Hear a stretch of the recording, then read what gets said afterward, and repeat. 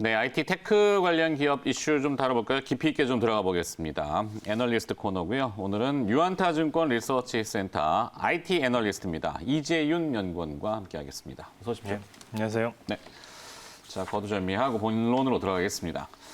자, 반도체 장비 회사들 요즘 업계 필드에서는 주목을 많이 받고는 있는데 예. 어떻게 동향이 돌아가는지 궁금합니다. 예. 테크윙이라는 기업이 또 언급이 많이 되는데 예. 일단 요거 한번 먼저 들어볼까요? 뭐 일단은 주요 고객사는 뭐 잘 알려진 것처럼 뭐 SK 하이닉스나 뭐 그 도시바나 그 마이크론 이런 회사 중심으로 매출을 하고 있고요. 그래서 네. 메모리 반도체 중심으로 지금 매출을 하고 있는데 이제 회사가 한 3년 전부터 이제 비메모리 쪽에 이제 조금씩 성과가 나면서 이제 좀 그쪽에서의 이제 점유율을 또 다시 이제 올리고 있는 그런 상황이라고 보시면 될 것 같습니다. 네. 그게 답니까? 그래서 이제 짧게 올해 단답형을 해주시는군요. 예, 일단은 올해 뭐 매출 전망을 보면은 뭐 올해 전망. 예. 창사일의 최대 매출 기록할 사상 거라고 최대 하는데. 기록을 할 걸로 예상이 되고 있는데 실제로 내년도 같은 경우는 되게 의미가 큰 것 같습니다. 내년도에는 이제 회사가 메모리 반도체 핸들러 시장에서 점유율이 한 60에서 70% 이렇게 되기 때문에 네. 2천억대 매출에서 이제 더 레벨업 되는 데는 이제 다른 아이템이나 이제 다른 고객사가 이제 필요한 상황이었거든요. 근데 지금 방금 말씀드렸던 게 이제 그 비메모리 쪽에서 이제 좀 점유율을 올리고 있다고 말씀을 드렸는데 네. 실제로 메모리 시장 안에서 이제 좀 변화가 나오고 있습니다. 뭐냐면은 SSD 수요가 상당히 좋은데 그 과정에서 이제 원래 안 하던 검사를 하기 시작하는 거거든요. 검사가 추가된 예, 과정이네요. 검사 공정이 추가되면서 거기에서 이제 테크윙이 좀 포지션을 잘 해서 내년도에 그쪽에서 SSD 쪽에서만 나올 수 있는 매출액이 상당히 큰 걸로 추정이 되고 있고요. 네. 일단은 당장 올해도 지금 뭐 SSD 관련해서 매출액이 한 400억에서 500억 이렇게 추가가 되는 그런 상황입니다. 그러면서 이제 전사 실적을 견인을 하고 있는 거고 실제로 처음에 말씀드렸던 비메모리 반도체 쪽은 지금 산업의 특징 자체가 그런 것 같습니다. 되게 완만하게 이제 우상향하는 추세고 그리고 실제로 이제 뭔가 새로운 거를 채용을 할 때 네. 그 기간이 좀 오래 걸리거든요. 그래서 새로운 벤더를 들인다거나 할 때 좀 기간이 좀 긴 특징을 갖고 있기 때문에 올라오고 있긴 하지만 거기서는 이제 완만하게 올라오고 있는 거고. 근데 이제 최근에 이제 그쪽에서도 이제 좀 다른 이슈가 있는 게 이제 그 무선 이어폰이 상당히 수요가 좋잖아요. 이제 그렇죠. 거기에 들어가는 비메모리 반도체를 테스트하는 장비를 이제 테크윙이 최근에 이제 좀 공급을 하기 시작하면서 그쪽조차도 내년도에 지금까지는 계속 완만하게 올라왔지만 무선 이어폰 시장 성장에 힘입어서 내년도에 이제 좀 매출이 많이 올라올 수 있는 그런 부분이 있는 것 같습니다. 그래서 네. 요약을 해서 말씀드리면은 일단은 내년도의 모멘텀 요인은 SSD 쪽에 검사가 추가되는 거 그리고 비메모리 쪽에서는 그 무선 이어폰 쪽에 급성장 이걸로 좀 요약을 해볼 수가 있을 것 같습니다. SSD라는 게 이제 우리 일상생활에 많이 보면은 뭐 DSLR 카메라에 들어가는 메모리 칩, 그렇죠. CCTV, 그다음에 예. 블랙박스 이런 데도 실제로 그런 데 들어가는 것보다 SSD 같은 경우에는 지금 PC가 가장 일반적인 거고요. PC. PC가 HDD라는 스토리지를 쓰다가 네. SSD로 지금 바뀌고 있는 추세라고 보시면 될 것 하드디스크라는 같고 거에서 좀 그리고 화면이 이제 나왔습니다만. 좀 다른 쪽으로 본다고 하면은 이제 그 서버 쪽도 스토리지를 마찬가지로 HDD를 쓰다가 저장장치. SSD로 이제 바꾸고 있는 그런 추세라고 보시면 될 것 같습니다. 그렇죠. 예. 자회사 ENC 테크놀로지의 사업 내용하고 실적 전망 이것도 지금 일단은 이 회사도 뭐 그 디스플레이 쪽 그 검사 장비를 하는 회사거든요. 그래서 테크윙 본사는 이제 반도체 쪽 검사 관련된 장비를 하고 있는 거고 자회사는 이제 디스플레이 쪽인데 디스플레이 장비 사이클이 재작년에 상당히 안 좋았거든요. 그래서 네. 작년부터 이제 조금씩 반등하기 시작하는 그런 상황인데 그래서 이 회사도 마찬가지로 재작년에는 실적이 상당히 안 좋았고 작년부터 이제 조금씩 올라오고 있는 그런 상황에 있는 거고 올해 내년에 이제 크게 바뀌는 부분은 아무래도 디스플레이 쪽에서는 이제 폴더블 디스플레이잖아요. 근데 네. 그쪽에서도 추가로 이제 검사를 해야 되는 장비를 또 기본적으로 폴더블을 위해서 전공정 쪽에는 투자를 안 해도 후공정 쪽에서는 이런 폼팩터 변화가 있기 때문에 투자를 해야 되거든요. 그래서 그쪽에서 이제 좀 기회를 잡아서 내년도에 이제 좀 실적 모멘텀이 강화될 수 있는 그런 상황인 것 같습니다. 네. 그 펌팩터라는 건 이제 접어지는 스마트폰 추세이기 때문에 이제 후공정 단에서 조금 많이 변화들이 굉장히 추가되는 검사 공정이. 네, 맞습니다. 그래서 ENC 테크놀로지 자회사 내용도 붙여봤고. 자, 그래서 테크윙은 뭐 나름 순항을 잘 하고 있다. 이게 결론은 예, 순항 잘 하고 있고 내년도에 이제 좀 그 기존에 이 회사가 갖고 있었던 그런 그 제한적인 요소들 있잖아요. 그런 네. 게 내년도에는 확 풀리면서 기존에는 2천억 매출에서 이제 왔다 갔다 하는 회사였지만 내년도에는 이제 3천억 중후반까지 매출액이 레벨업 되면서 좀 기업 가치도 한번 좀 업그레이드 될 수 있지 않을까 이렇게 기대를 하고 있습니다. 있군요. 네. 현재 시가총액이 3,600억이니까 기관 투자자들이 많이 관심을 기울이겠네요. 예. 자, 두 번째 기업으로 갑니다. 빈메모리 관련 기업으로 많이 언급이 됐던 네페스 이렇게 봐야 되겠는데 네페스도 한번 볼까요? 2분기 어닝 쇼크가 나왔어요. 예. 네, 2분기에는 적자 전환 불가피 이렇게 예. 평가가 되는데 왜 그렇죠? 일단은 작년에 그 투자를 상당히 많이 했거든요. 네. 그래서 기본적으로 감가상각 부담이 많이 늘어났고 거기에다가 이제 신규 사업에 이제 투자하는 부분에 있어서 감가상각뿐만 아니라 그 인건비도 좀 많이 올라가고 있는 그런 상황입니다. 그래서 작년에 대비해서 봤을 때 올해 그런 고정비가 좀 많이 올라가는 상황에서 네. 이게 코로나 영향을 좀 많이 받았다고 보시면 될 것 같은데 지금 뭐 스마트폰 쪽에 들어가는 반도체를 후공정하는 회사거든요. 네. 그래서 비메모리 반도체를 후공정하는 회사인데 대부분이 다 이제 스마트폰에 노출이 돼 있다 보니까 코로나가 터지면서 3월부터 이제 좀 가동률이 많이 빠지기 시작했고 네. 4월, 5월에도 이제 가동률이 추가로 더 하락하면서 상당히 힘든 그런 과정에 있는 것 같습니다. 그래서 1분기 때 어닝 쇼크는 그런 고정비 늘어나는 부분에 대해서 이제 좀 다시 계산을 해봐야 되는 거고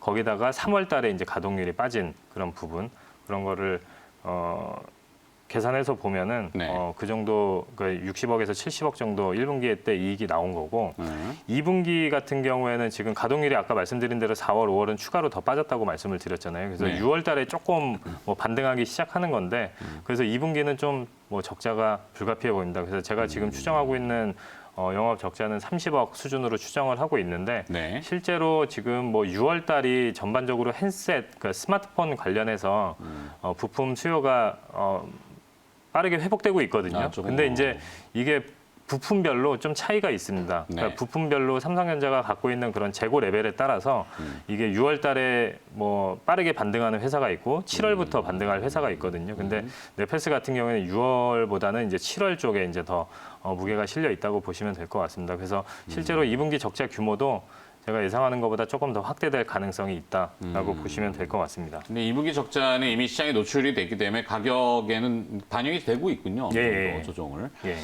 그럼 내년에는 어떻게 될 것인가 이게 중요할 것 같은데 어차피 주가라는 거는 미래를 자꾸 땡겨 오기 때문에 내년부터는 달라질까요? 모멘텀이 좀 있을까요? 내년부터는 확실히 달라질 수 있는 거고요. 그래서 지금 뭐 내년을 위해서 지금 작년부터 준비를 했던 거고 작년부터 이렇게 투자를 해서 이제 올해 이렇게 비용 부담이 커지는 거고 이게 지금 올해 하반기에 좀 시생산이 좀 되고 내년부터 이제 좀 본격적으로 양산이 들어가는 해거든요. 그래서 지금 당장의 적자라고 하는 게 지금 본업보다는 이제 신규 사업 쪽에 투자한 부분 이쪽에서 좀 적자 부담이 커지는 거거든요. 그래서 올해 당장에는 그런 준비 과정에 있는데 거기다 코로나 영향까지 받아서 이렇게 지금 실적 부진이 나올 수밖에 없는 그런 상황인 것 같고 근데 올해 하반기에 이 신규 사업이라는 게 지금 결국에는 기존에 했던 거는 팬인이라는 기술이고 이제 팬아웃이라는 기술로 다 이제 전환이 되고 있는 과정에서 그 글로벌 플레이어들을 봤을 때 지금 팬아웃을 제대로 할 수 있는 회사가 몇 개 안 되거든요. 근데 그 중에 하나가 이제 네페스라고 보시면 될 것 같습니다. 그래서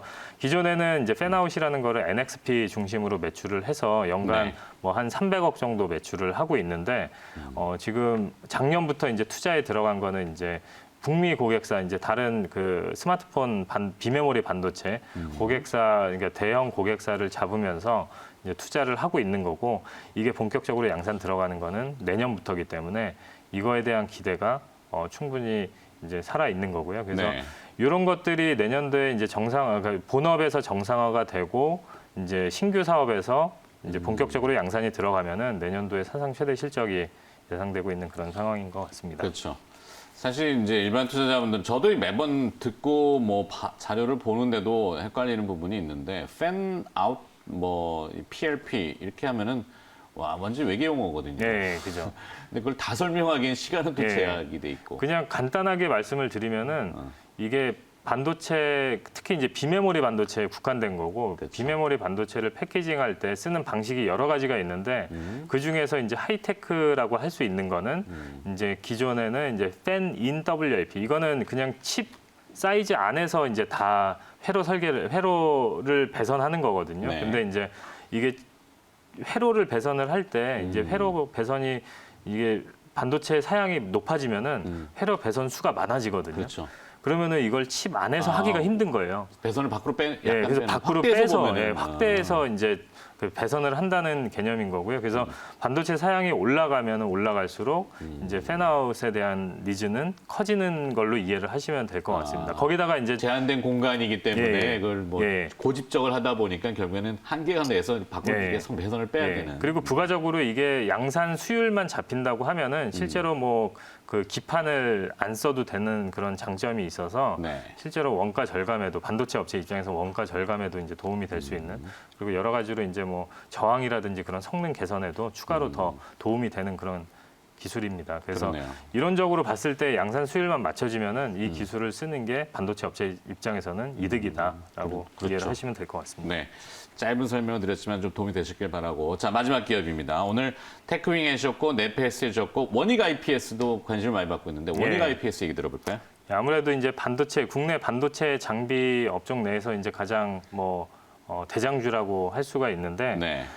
기본적으로 이제 반도체 쪽하고 디스플레이 쪽하고 보면은 아까 말씀드린 게 디스플레이 장비 사이클이 재작년이 최악이라고 말씀을 드렸거든요. 그래서 네. 작년부터 해서 뭐 물론 이게 모멘텀을 받아서 세게 올라오는 부분까지는 아직은 없지만 적어도 재작년을 바닥으로 해서 완만하게 올라오고 있다는 게 첫 번째 포인트인 것 같고요.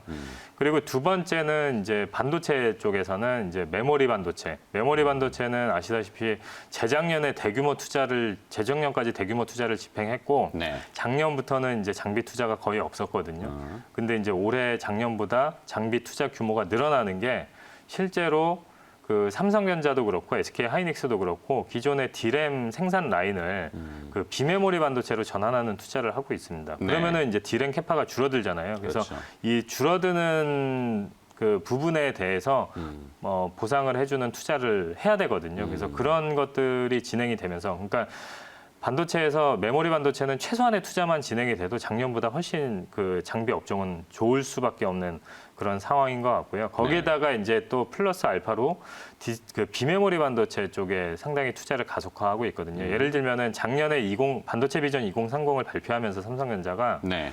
거기서 이제 뭐 R&D랑 시설 투자 이런 거를 좀 설명을 했던 부분이 장비 투자는 향후 10년 동안 뭐 한 5조 정도가 투자가 5조 정도의 투자 규모가 들어간다고 보면 된다라고 이렇게 설명을 했었던 적이 있거든요. 네. 근데 실제로 작년에 이제 돌이켜서 보니까 이제 캐펙스가 비메모리 쪽에 들어간 게 이제 6조가 넘어간 그런 상황입니다. 그래서 이게 실제로 예상했던 것보다 그 비메모리 쪽에 이제 설비 투자가 이제 가속화되고 있는 그런 상황이라고 보시면 될 것 같고 거기에 네. 있어서 이제 또 원익 IPS가 포지셔닝을 하고 있기 때문에 이쪽에서도 이제 좀 모멘텀을 받을 수 있는 그런 상황인 것 같습니다. 네.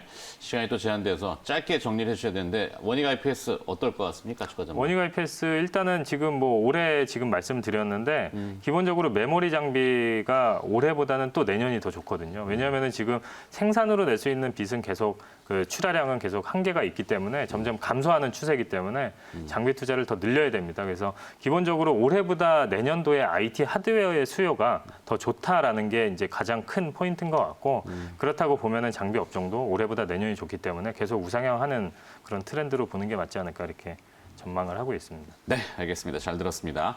자, 오늘 IT 장비 업체 몇 군데를 깊이 있게 좀 들어봤고요. 시간이 좀 허락한다면 좀 자세히 듣고 싶은데 오늘 여기까지 들어야 될 것 같습니다. 유한타증권 리서치센터 IT 애널리스트 이재윤 연구원이 수고해 주셨습니다. 오늘 고맙습니다. 네, 감사합니다.